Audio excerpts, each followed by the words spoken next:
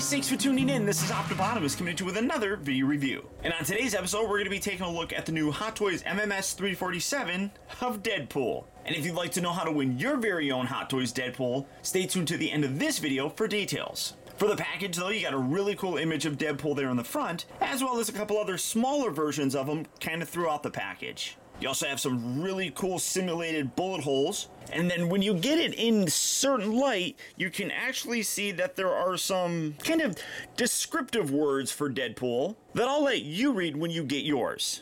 On the back of the package, you can see more of those bullet holes kind of going throughout with some blood splatter and another image of Deadpool. You also have the various warnings and contact information for Hot Toys itself. Then when you lift up the slip sleeve cover, on the back of the inner box, you got the cast and crew responsible for making the figure, as well as Deadpool himself holding himself. And then on the front of the inner package, you have that very nice open window that fully showcases the figure as well as all of his accessories. But for the packaging on this guy, that's about it. So without further ado, let's get him out here and see how cool he actually is. And here we have Deadpool opened up and out of its packaging, and this figure is terrific. He's deceptively very simple, but easily in the running, in my opinion, for Figure of the Year. Early releases of them, though, were plagued with problems, but they have seemed to be fixed for the most part now, and it really does allow you to appreciate just how good this figure is. Now, starting off first with his accessories. As I said, while he is deceptively simple for a figure, he actually does come with a pretty decent amount of stuff, and some of it's actually pretty cool. First, like all Hot Toy figures, you do get his instruction manual, which I do recommend going through. It allows you to know exactly what you're able to do and not do with the figure, specifically showing what parts are not removable, how to attach his various weapons, the things that you need to be careful of, and then some of the instructions on how to swap out the eyes, and then the range of motion in both his arms and his legs. For his hands, you can see that in addition to the two fisted hands that are currently on the figure, you get 5 additional pairs of hands, a right and left hand that's done in kind of like a gesturing, as I drop it, a gesturing sort of pose. You get a right and left hand that is designed for his guns. You got a nice kind of grasp with the index finger out for the actual trigger. You get a right and left hand that's designed for holding his actual katanas. You get a right hand here that is just pointing. I mean, obviously, you're going to be doing a lot of expressive kind of poses with this guy, so having a variety of different hands like this is really very cool. You also do get a kind of a pointing finger, but you got his thumb up, so like making a gun sort of a gesture with his hand.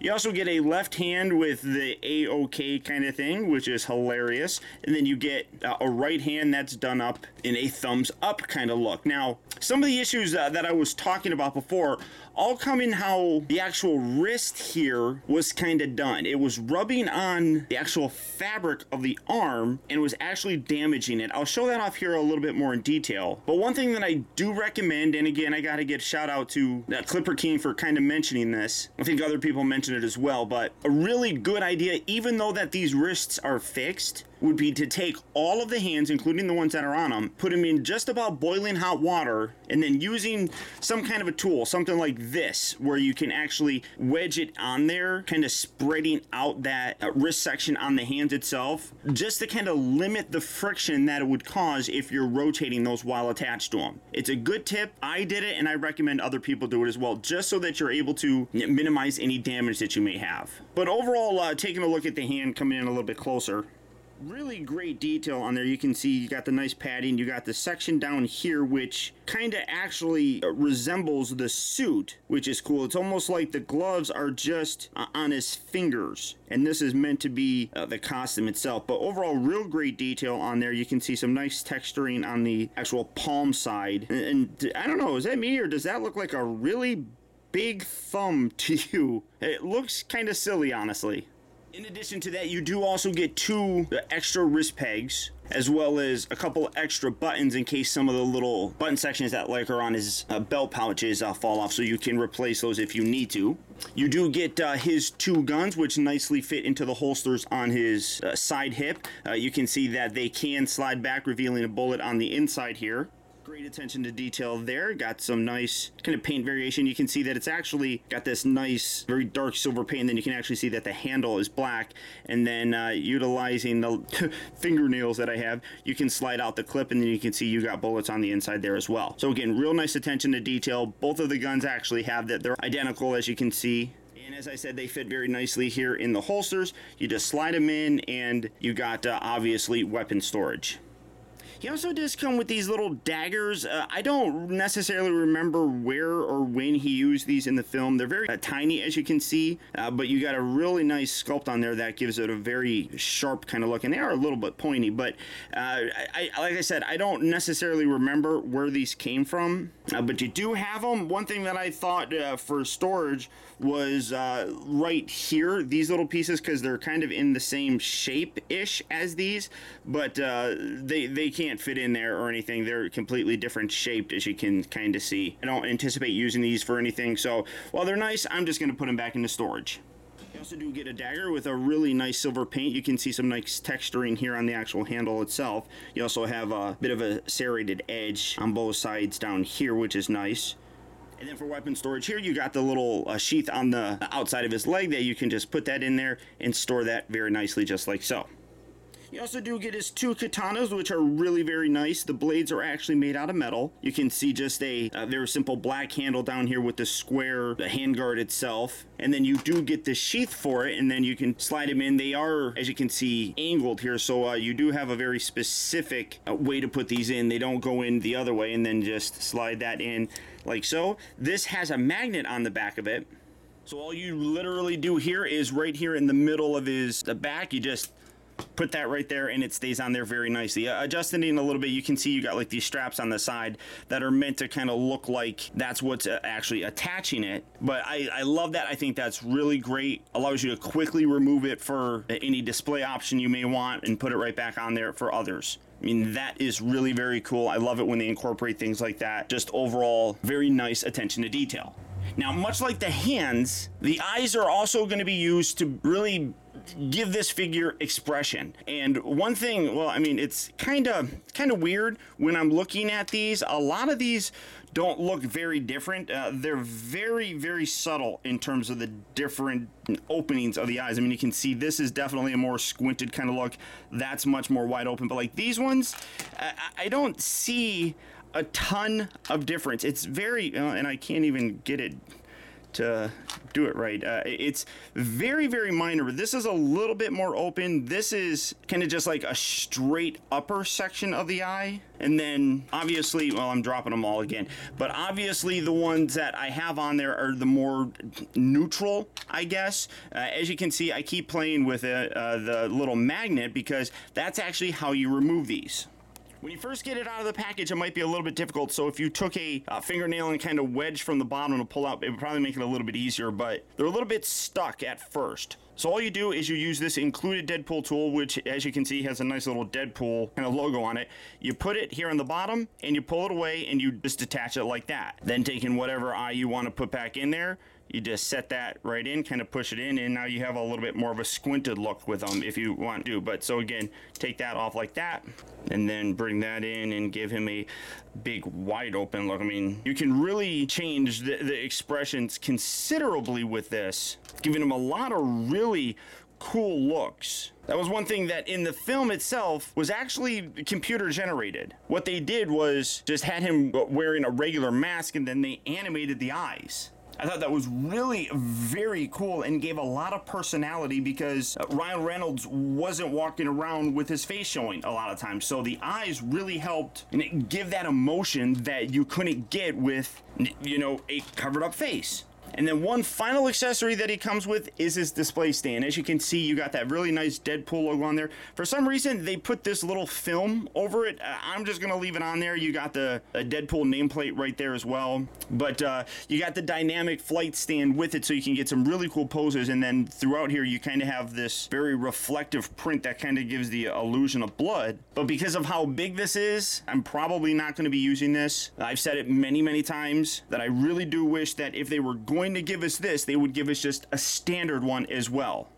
Now coming in to take a closer look at the figure, this guy really does look phenomenal. The head here is all actually sculpted, but they did a great job of replicating the actual cloth mask that Ryan Reynolds actually wore. We got some great stitching on there. You can actually see the texture of the mask. You can see the hint of his ears right on the inside. On the back, obviously, you have the wrinkles. You got the little kind of tail looking thing right up there. All in all, really very spectacular. It's one thing that I will say, and I've seen people kind of comment about it, is his neck. It does look like it's a little bit too long. It's not overly bad, I don't think, but it does definitely look like he's got a bit of a giraffe neck kind of look there.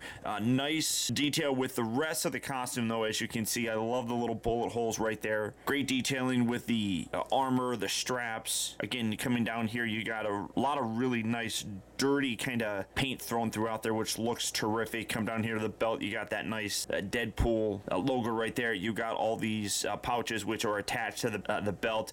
Getting this out of the way, again, you can see some nice stitching work there on the actual back of them. I know it's gonna sound weird, but I kind of wish they actually had a bullet hole here. That was one of the most hilarious aspects in the film, is when he got shot right up Main Street. And I don't know, I thought that would have been cool just as a nod, but looking at the front again, you got that nice the texture in the rest of the costume. Great holsters here. You can see kind of like a carbon fiber sort of look here for the actual holsters.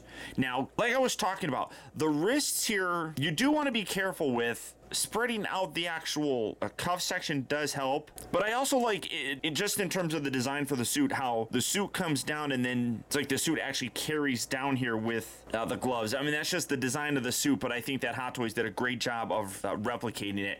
Coming down here a little bit more to take a look at his boot area. Again, you got nice knee pads and everything, and then you got the shin guards right here with a lot of really nice dented in sculpt work with there. You got some really nice boots and everything. You got some cool looking treads here on the bottom. Now, in terms of the actual wrists, the actual pegs here appeared to be a little bit too short. So what ended up happening was this glove section was going a little bit further onto the actual cuff section around here.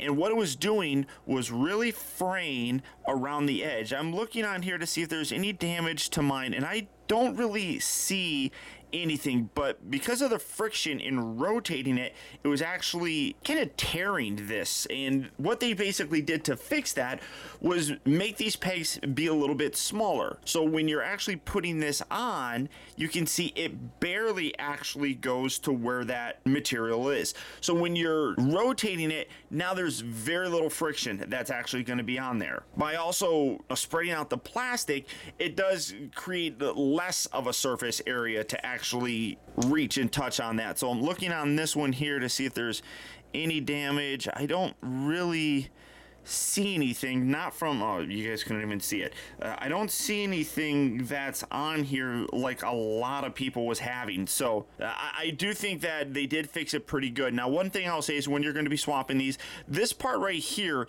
is actually loose. It's glued down here. So my recommendation would be when you're swapping out the hands, hold this and push hard so that you're pushing the material against the actual frame of the body, and then you can put this on. So if you don't, this whole section here is going to be shifting forward and back, and that could potentially not get the glue to wear off, which would damage it a little bit. So put that in there, hold it, and then you can swap out those hands really easily. First, articulation. The neck, it's all just one piece. So the articulation for it is all down here, basically. So you can rotate it forward and back. It does look left and right. It is on a ball joint, so you get a nice range of motion with it. But again, it does look like it's a little bit bigger than I would like. The arms can only go out about that far. You don't want to overdo it because you could damage the material and things of that nature. It does rotate fairly nicely. Obviously, because of the suit, you do want to be a little bit careful again. So just kind of rotate it back and then move the arm around so that you get that more natural kind of flow to the fabric itself. He does rotate at the upper part of the biceps. Got a bit of an armpit joint. He's got 2 elbow joints, which is nice. But again, because of the material, I would be careful not to leave it in a extreme pose for any length of time, honestly, as that could damage the material itself. The wrists do rotate. They also move forward and back, as you could see. You got that nice little hinge right there. He does have, getting this put that over there. He does have an upper diaphragm joint. He also does have a lower kind of ball joint, which allows you to rotate it. You can get it going side to side as well.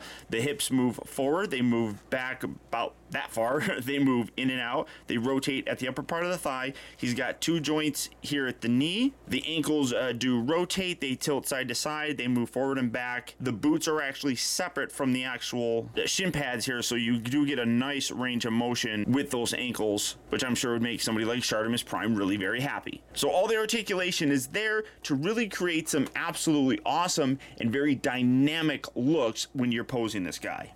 All in all though, this figure turned out absolutely terrific, and as I said, really could easily be in the running as my figure of the year. There was a lot of worry when this figure first came out with the wrists, but I am very happy to see that Hot Toys addressed it and to the best of my knowledge have corrected the problem. It really makes you able to actually enjoy the figure. Now I know, some people would probably wish he came with a couple extra hand accessories. While I can't necessarily agree with a certain hand gesture, I would have absolutely loved it if they gave him like his hand while it was regrowing. The little teeny tiny hand would have looked hilarious with this. But as it is, what you get I still think is pretty good. The different hands and eyes that you get with him really do help you in terms of displaying him with a lot of expression, which is great because it's Deadpool. You really should be able to do that. And I think with the accessories they provided, really allows you to do that.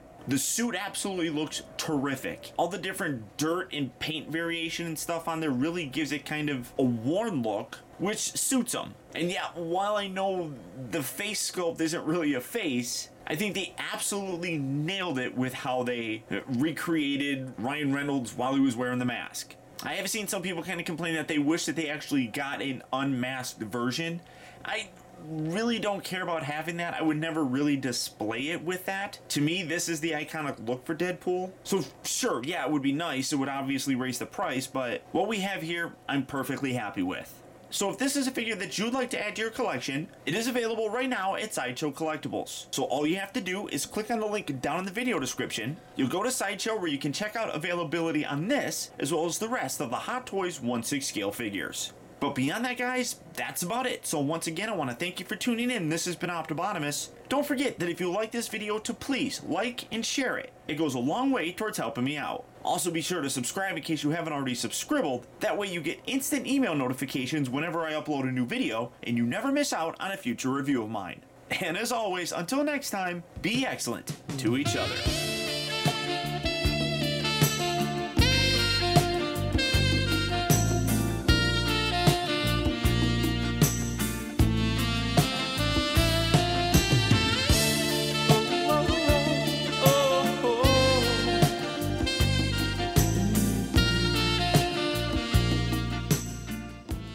And now we come to the fun part. As I said in the beginning of the video, you can win your very own Hot Toys Deadpool. And it's actually really very easy to do. First, you have to be subscribed to me. Second, leave me a comment down below. But now here's where things get a little bit tricky. This video first has to hit 100,000 views, which honestly should be pretty easy to do. But if you want it to go quicker, this is where I need your guys' help. Share it, retweet it, post it on your social media outlets. Get as many people as you know watching it as possible, so that as soon as we hit 100,000 views, I'll pick one person in the comments and they'll win their own Hot Toys Deadpool. So it can take a while or it can actually go by really quickly. It's all up to you guys. So again, be subscribed, leave me a comment, and let's get this video to 100,000 views. So good luck, thank you for watching, and until next time guys, this has been Optibotimus. I'll talk to you later.